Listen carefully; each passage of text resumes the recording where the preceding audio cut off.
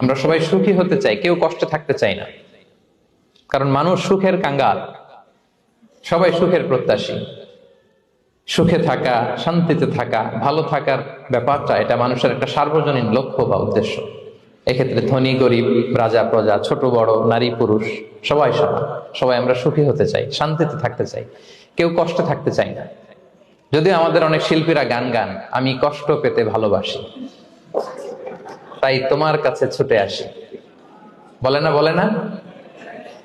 গানে বলে, কিন্তু সেও জীবনে কষ্ট পেতে চায় না। কেউই কষ্ট পেতে চায় না।